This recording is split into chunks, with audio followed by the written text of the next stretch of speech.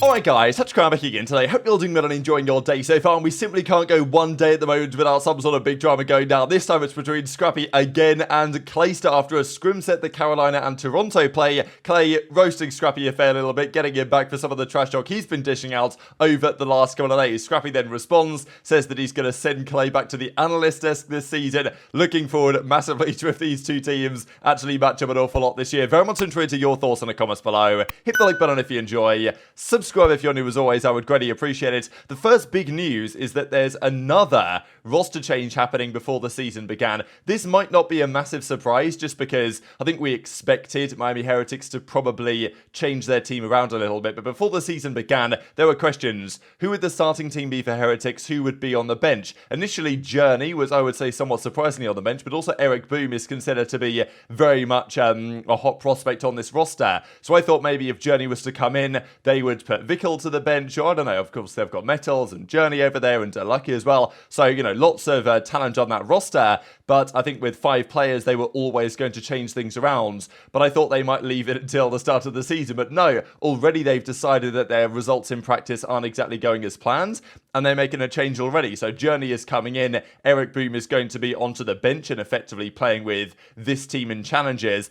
I think from what we've seen so far from their practice results with JurNii, it's been a little bit better. So, you know, because Miami have been one of those teams over the first couple of days that hasn't been massively impressive, but maybe you wouldn't expect that right at the start of the season anyway. They've still got a lot to learn, as many other teams have. So that's a change they're making. It's pretty much been confirmed just because Erikboom tweets this outright of, you know, coming in the door and going straight out again. I haven't seen this one in a little while. So this is basically how he feels that it's going right now on the Miami Heretics, and maybe he'll be back in the team in due course as well. This is one of the benefits of having 5 players signed, is that, well, at least they can do these things. Other teams right now don't have the luxury of doing so, not like they would necessarily want to anyway, because most teams are committed to their 4 and they want to see how that's going to go for some time, until probably a couple of weeks into the season, at which point some teams might decide, you know what, it's time to make an early roster change. But we've seen Los Angeles Guerrillas already make changes effectively, and okay, maybe that team that they had wasn't ever actually going to be their team. The stories on that are still kind of up in the air, but this one is a legitimate roster change happening before the start of the season, and one that might have been relatively predictable at that. So we've got to talk about Scrap, right? This guy's been getting into all sorts of beef over the last couple of days. These was in some, you know, Pro 8s that were going down. Scrap was not having a particularly good time here on Subbase, decides to call it a day, and he's been getting into it with Scump and, you know, many others over the last few days. Even Scump gave some pretty funny comments on Scrappy, and I'll share some of this stuff throughout the video probably in a second when we look at the Clay versus Scrappy beef in particular. So Scump and Scrappy were going into it. Scrap was calling out Karma, and Scump, of course, we looked at that yesterday. He was calling out the new Seattle Surge roster, saying that they're not as good even as their kind of S&D version was that won that 20k Boston tournament that went down yesterday. There have been, speaking of certain scrims going on between Temp's team. Now, we'll talk later today about OpTic versus Team Temp, because that was a very interesting set of scrims. But this one was against Surge, and we can see the overall results here. They split these 4 maps. But, yeah, so most maps were, well, at least on average, there were more points scored by Team Temp than Seattle Surge, and Temp's definitely this roster with Spart and Prolute and TJ Halley, and Temp is one of the best teams in challenges,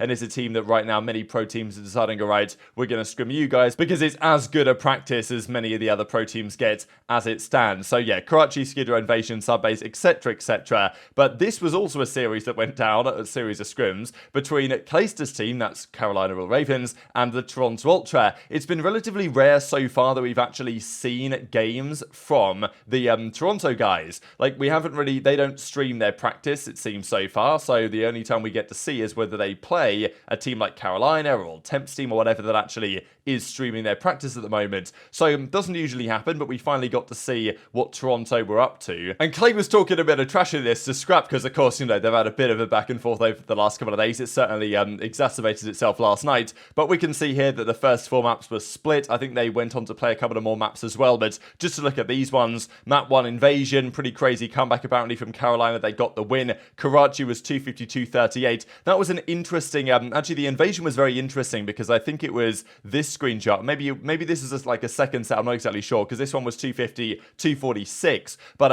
as we can see, Clay drops 38, and they win this one by 4 points. And to be fair, this is actually quite impressive from Toronto. Now, I know that Clay was like, oh, Scrap, 16 kills. You know, I dropped 38. What's going on, brother? Type thing. But to be fair, like, they outslayed pretty heavily here, you would think. I mean, looking at the kills, I mean, yeah, it's pretty clear that Carolina outslayed quite heavily, but Toronto nearly won, which maybe is an early indication that in terms of team play and stuff, Toronto are still looking really good. They should be Toronto a team that in terms of teamwork and making the most of their kills is definitely going to be right up there. Maybe Carolina won't be quite as much, but still, I thought it was, sure, they won the map, but I thought it was still quite impressive from Toronto. But again, this is one of the examples. Clay drops 38, Scrap drops 16. It's like, oh, hang on, Scrap, what's going on? So then, given the fact that Scrap likes to talk a bit of trash, they then got into it a fair bit, and, well, Clay was talking trash, and you could get it right. I mean, when Scrappy's piping up against everybody, he's piping up against Karma, against Scump, against the Seattle team, like, anyone that wants to go with Scrap, like, he's happy to dish it out. So he's gonna have to take it as well, and sure, like, he took it pretty hard at the World Championship last year, let's be honest, in those grand finals. But as Clay says, look, Scrap, I got my 3 rings, you know, what's up with you? All these second places. Sure, he did win an event the most recent season, but still, second place at the World Championship, that's something that Clayster's never done. I'm pretty sure when he's been in the finals, he's always won them. Definitely, Clay doesn't feel like he's the type of guy to get slammed 5-0 in a grand final, so I'll show a couple of clips here, this one especially. Yo, I thought we weren't using that DDoS shit. We've been using it every scrim. Literally, nobody we played has been using it. We should ask in the chat. Bro, that Hold that shit. Yeah, and you hold all 3 of my fucking champs ring, you Silver Surfer. I've never been to a champs final and walked out without a ring. Holy f. Jesus Christ, damn. Online fugaze. Yeah, well, how about the 2 on land, brother? Simp and aBeZy in one of them. Yeah, I'll give you the other one. The kid who never placed above top 12 before I picked him up. Yeah, that's aBeZy. I need 5 gifted. Firing range right now, I'm just about now. I'll be done in like 3 minutes. You're good. Honestly, 5 minutes, you're good. Yeah, honestly, 3 minutes. My nice Scrap. He's in here. He's in my chat right now trying to chirp. Dude, Scrap, get a grip, brother. Yeah, Scrappy, shut your ass up, dude. Like, I know about you, buddy. Get a grip, brother.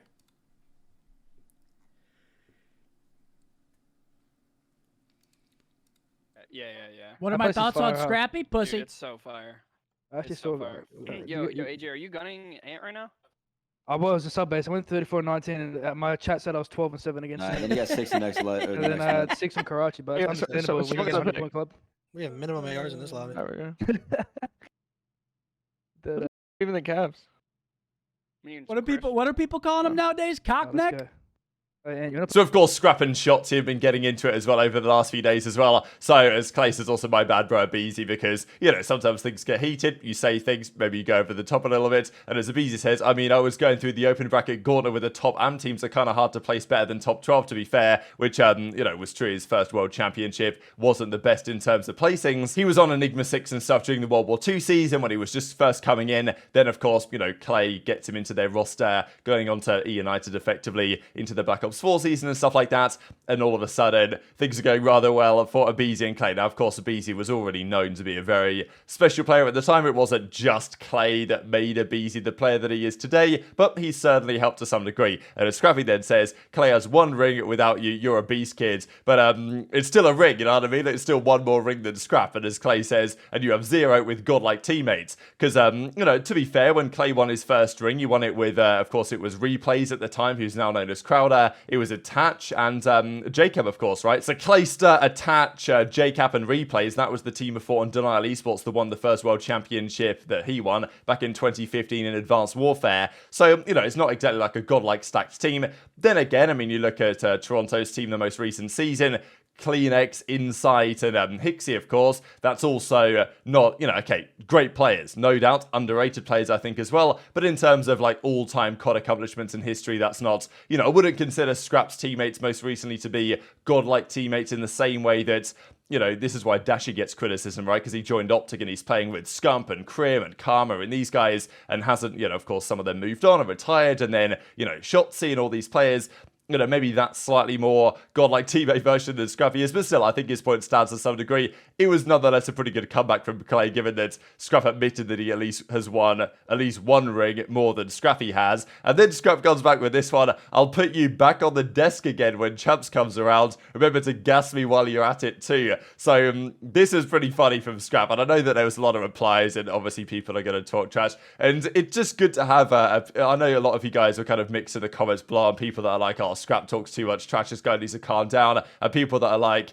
I'm kind of down for this guy to, at least it keeps things entertaining, you know, and definitely finding himself as a bit of a villain of the scene right now, because Clay's team, as was the case last season, is going to have a fair bit of support. People are going to want to see Clay succeed and do well. Hopefully he can make the World Championship this year, which wasn't the case just about last season on the Vegas Legion. So, sure, will Scrap and Ultra qualify for champs? You would very much think yes. Will Carolina? That's a question. I think they're going to be in a battle for it this season with the way things look. And yeah, Clay was last year. He did a bit of desk work. He did a great job on that desk work during the World Championship and stuff like that. So, of course, Scrap's saying over the course of this season he's going to smash him so badly that he's going to be stuck up there yet again, which, well, we'll see who comes out on top, I suppose, of this one. Is Scrap good enough to win World Championships in his future? Yes. Do I think that maybe, you know, it's kind of the same way with Sib and Sloss, and we'll actually see a follow-up to that later on today. It's like, you know, maybe the players that kind of made this scene what it is, a little bit more respect might be nice, but at the same time, I'm not necessarily complaining that we get to enjoy this drama on the timeline every single night. This also, the Breaking Point decided, maybe Line put this together, I'm guessing, because it's one of the Line Man cards,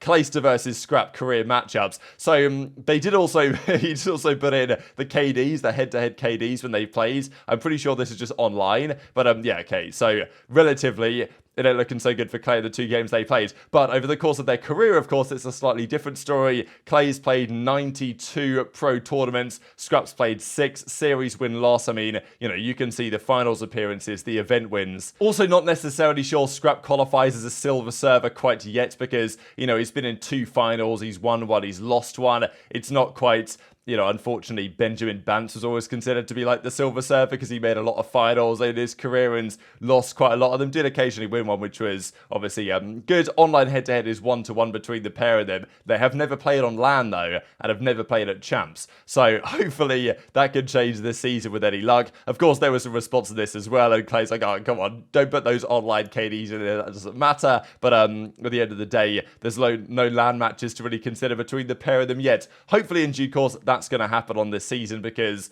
you know, like Scrap versus Shotzzy versus probably the Seattle guys versus Clayster. There's lots of storyline to keep up with this season, and I'll do my best to remember all of them.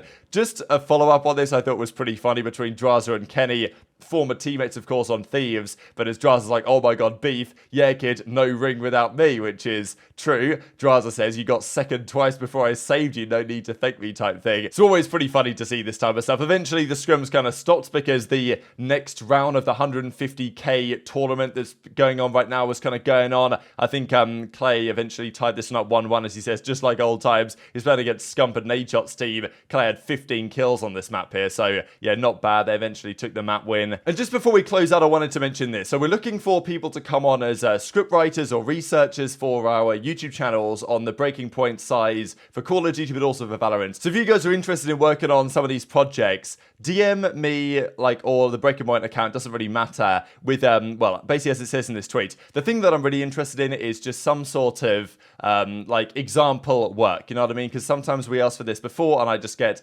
tons of DMs, and it's a lot of work to filter through them all. So what I'd prefer is if you could write some sort of, like, just a paragraph of a video script in the way that you think it should be done. I came up with a couple of examples here, one for what you could do for Call of Duty, one what you could do for Valorant. So I'm not saying you need to be, you know, both necessarily, but if you also know about Valorant, that would also kind of be nice. But yeah, anyway, just thought I'd mention that. Thanks for watching as always. Take care of yourselves, and I'll see you next time.